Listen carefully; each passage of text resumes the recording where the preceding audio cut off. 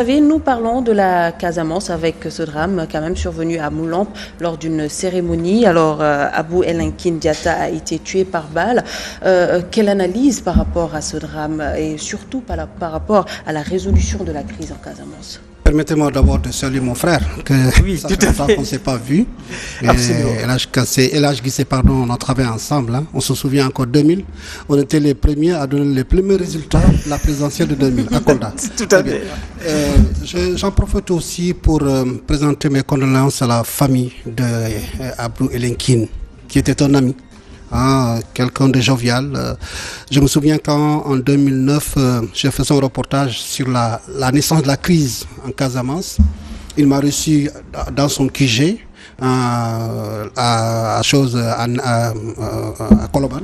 Voilà, donc, et la crise se serait partie de Mangukuroto. Mangukuroto, donc c'est voilà, des manguiers. Voilà, donc. Vraiment, c'est avec beaucoup de peine que j'ai appris la nouvelle hier et je pense que tous les Casamanciens, tous les Sénégalais, parce qu'à un moment donné, ils voulaient une sortie de crise pacifique, même s'il était accroché à l'idée, n'est-ce pas, de l'indépendance de la Casamance. Parce que lui, il a un parcours, quand même, disons, ce parcours-là, d'un rebelle, il fut combattant. Ensuite, voilà, donc il a décidé de déposer les armes pour maintenant emprunter la voie pacifique, n'est-ce pas, du règlement, n'est-ce pas, de cette crise. Donc, c'est une perte, comme il y en a encore d'autres, il y en a eu par le passé, malheureusement. Et voilà. Maintenant, est-ce que son assassinat va impacter le processus de paix engagé? Je ne suis pas trop sûr, puisque, comme je l'ai dit par le passé, il y a d'autres assassinats, n'est-ce pas, que nous avons remarqués, et qui, de mon point de vue, n'a altéré en rien, disons, l'engagement, n'est-ce pas, de combattants au sein du maquis. Donc, maintenant, ce processus de paix, parlons-en, parce que, écoutez, moi, quand Wade était venu au pouvoir en 2000, il avait promis de régler la crise casamancienne en 100 jours. Effectivement. Ok, donc Macky Sall est venu en 2012. Il a aussi réitéré, disons, la promesse de régler cette crise. Mais de 2012 à maintenant, on a l'impression, ou du moment j'ai l'impression, en tout cas la plupart des observateurs ont l'impression que les choses ne bougent pas. Parce que simplement, rien ne se dit autour, n'est-ce pas, des négociations, que ce soit à Santé Jidjo, on ne sait pas exactement de quoi on parle. Ensuite, le processus, disons, la structure que gère, n'est-ce pas, Robert Sagna, depuis 5 ans. Figurez-vous, pratiquement depuis 5 ans, jusqu'à présent, il n'y a pas de rapport, on ne sait pas. Donc, pour moi, c'est du surplace qu'on est en train de faire. Or, moi, je suis convaincu d'une chose. C'est-à-dire, aujourd'hui, on ne peut pas. Aujourd'hui, si nous voulons régler la crise casamançaise, il faut dire les choses telles quelles. En tout cas, moi, c'est ce que je pense. On ne peut pas dire à quelqu'un avec qui nous voulons négocier qu'il y a des sujets tabous d'emblée. Non, non. Ça, c'est pas une bonne démarche.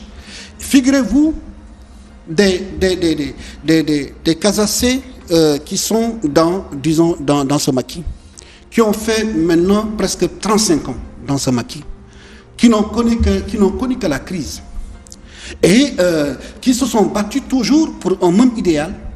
Mais si vous dites maintenant nous sommes prêts à négocier, mais ce pourquoi vous vous êtes battus depuis plus de 35 ans ou depuis plus de 30 ans, cet idéal-là, il faut le mettre de côté avant qu'on négocie.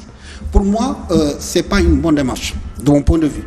Je pense qu'aujourd'hui, l'État du Sénégal est suffisamment outillé, a suffisamment vraiment de ressources qui peuvent aujourd'hui, autour d'une table, avancer des arguments, contrecarrer d'autres arguments. Parce qu'en réalité, c'est cela. Est-ce qu'à ce niveau, Bakary Domingo, avec votre permission, bien sûr, est-ce qu'en réalité, comme a eu à le dire une fois le président Macky Sall, qu'il faut éviter justement de parler de la Casamance, du processus de paix sur la place publique, est-ce que lui-même et justement ses médiateurs, entre guillemets, ne discutent pas entre quatre murs avec qui de droit? Oui, mais attendez, je suis d'accord. C'est lui, c'est la méthodologie, n'est-ce pas, qu'il a adoptée. C'est-à-dire que régler cette crise dans les coulisses sans faire trop de bruit, c'est bien. Mais il est là depuis 2012. Le temps presse. Il doit rendre compte. Mais le temps presse, c'est ça aussi. C'est-à-dire que nous qui vivons en Casamance, tous les Sénégalais, j'allais dire, ont envie que cette crise-là vraiment, se termine. Mais on a l'impression que sur place, parce que personne, on ne nous dit absolument rien du tout. De ce qui se passe, on ne sait pas.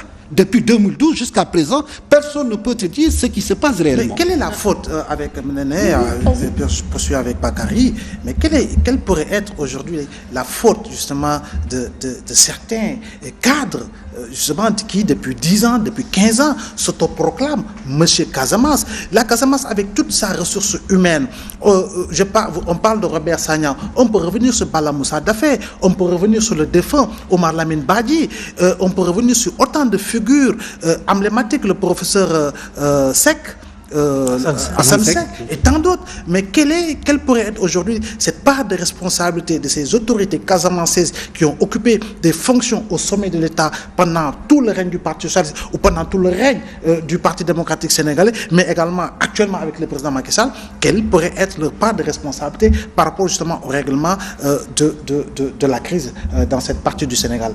Vous savez, pour moi, c'est M. Casamance, c'est M. Casamance que Abdoulaye Wade avait choisi, du temps de son règne, bien sûr.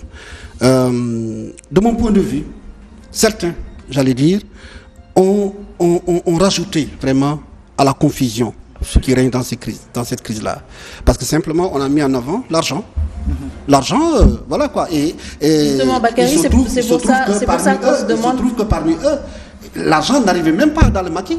Justement, c'est pour ça qu'on se demande à qui profite justement ce ni paix ni conflit en Casamance, parce que d'aucuns justement indexent du doigt, c'est M. Casamance qui s'enrichissent de ce complot. Voilà, c'est ce que je suis en train de vous dire. Donc, il y a certains qui se sont enrichis, qui arrivent, dès qu'ils arrivent à Ziguinchor, ce sont les hôtels, ils n'arrivent même pas dans le maquis, hein, ça je vous l'ai dit. Donc voilà, et pourtant l'argent qu'ils prennent, ils le prennent au nom du maquis. Donc moi je pense que ça a été, de mon point de vue, une mauvaise politique.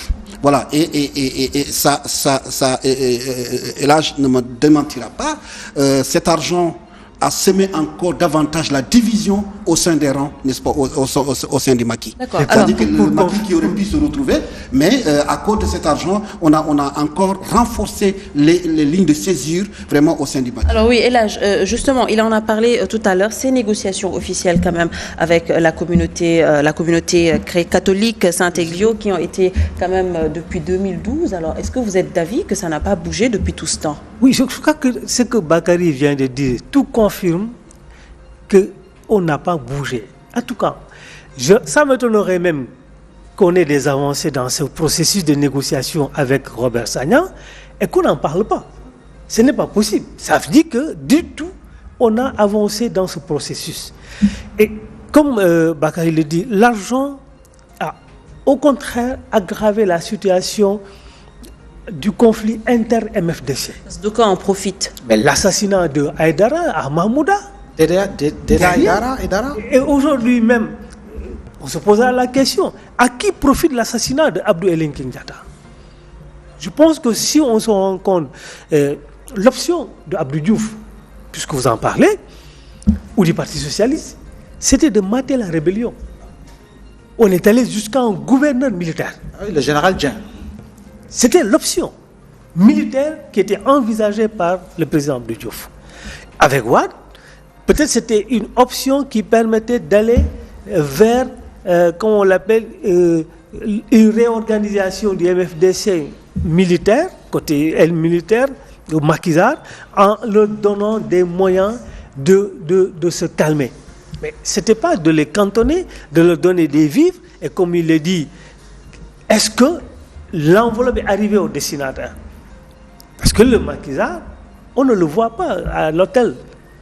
Et de tous ces messieurs Casamance du temps de Wade, je suis prêt à les défier, qui me disent qui a rencontré quel rebelle.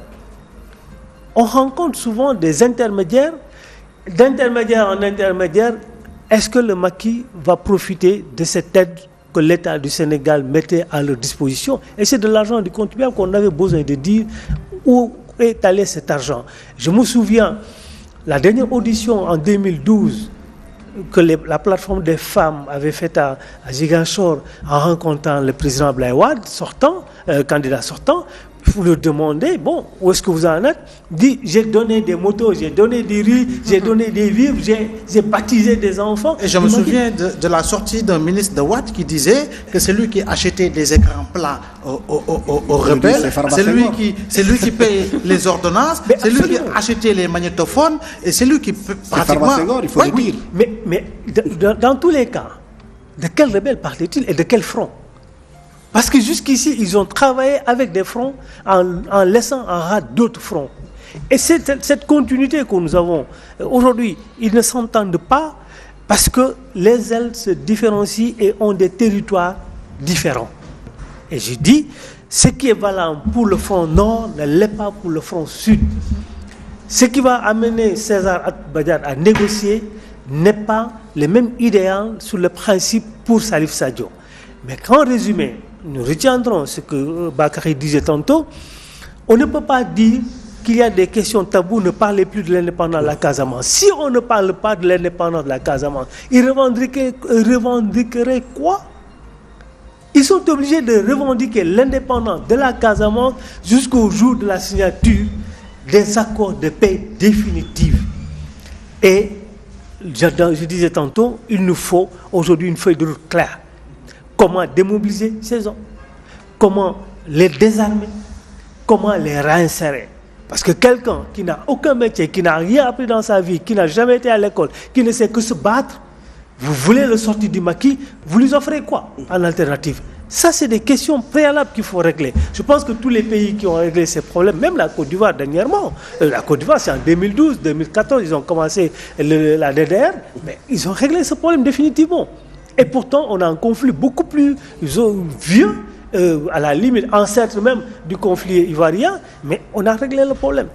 Je pense qu'il nous faut arriver à accepter de dire aux Sénégalais où est-ce que nous en sommes. C'est fondamental. Sinon, on n'avancerait pas. Et moi, aujourd'hui, prenez n'importe quel Sénégalais, vous l'affectez à Ziguinchor, la première chose, il te dit rebelle. C'est effectivement ça. Parce qu'on a stigmatisé cette région au point que ça devient une poudrière. Vous êtes même sanctionné, vous avez l'impression, vous préférez aller à Kédougou que d'être affecté à Bignona. Ça pose un problème. Et c'est à l'État de régler cette question de manière définitive.